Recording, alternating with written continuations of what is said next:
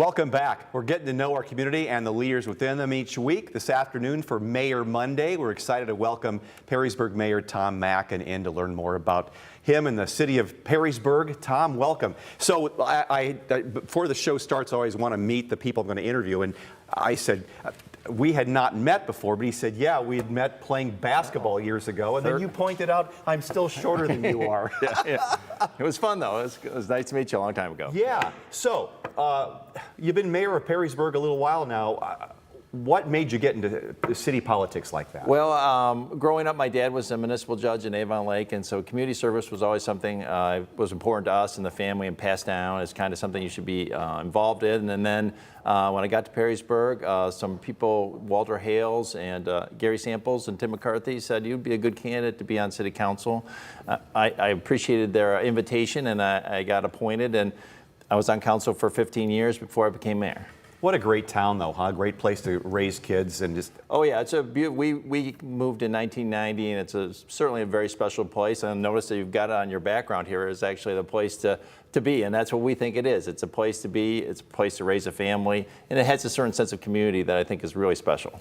You're growing exponentially. You got the farmland out there to do so, but eventually it's going to... I know if the school system is getting squeezed pretty bad right now. What do you see this city being like in 10 years? Well, I think we will continue to grow, and I think that's something that we're going to continue to attract young families because they want to raise their family there. They want to be part of a historic community, and it really stands out, we feel, as someplace special. So that we hope to continue that growth, but we have to begin to make sure we're planning for it, to make sure the infrastructure is in place. And one of the things we've been working on the last little bit is to make sure that we can spread our tax base a little bit wider. So with ProMedica expanding and Mercy Hospital, we are expanding our tax base and diversifying it so that the burden is easier for taxpayers. And Wood County's being real proactive in bringing in new business. They got the big project down there that's going to the computer company. The Meta data center. Yeah, I think what's good for Northern Wood County is good for Perrysburg, and I think that there's a collaboration in all of Wood County. Everybody's working together to try and attract businesses and to make sure that those businesses fit into this particular community. So I think that that's something everybody's got to be more, it's very competitive, and we have to be more proactive about, and we're doing that. Any plans, any projects in the work for Perrysburg? There's a lot going on. I think one of the things that the pandemic showed is that people really value their parks and want to use them.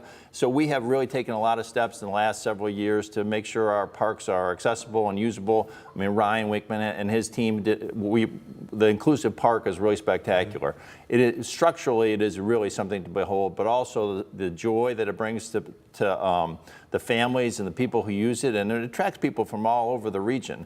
And in that park, we also, you have young people playing in the park, and then you have people playing pickleball. So you have the whole gamut of the community. And what we saw with that is, though, that we could expand and improve our other parks. So we have upgraded the toys and equipment at our municipal park and at Fort Imagination. So they're now more inclusive as well. And we think that's really what we want to be as a community. We want to stand out as someplace where everybody's welcome. Tom, coming off the Maumee Bridge into Perrysburg, that three-way intersection, it's been a controversy kind of last few weeks.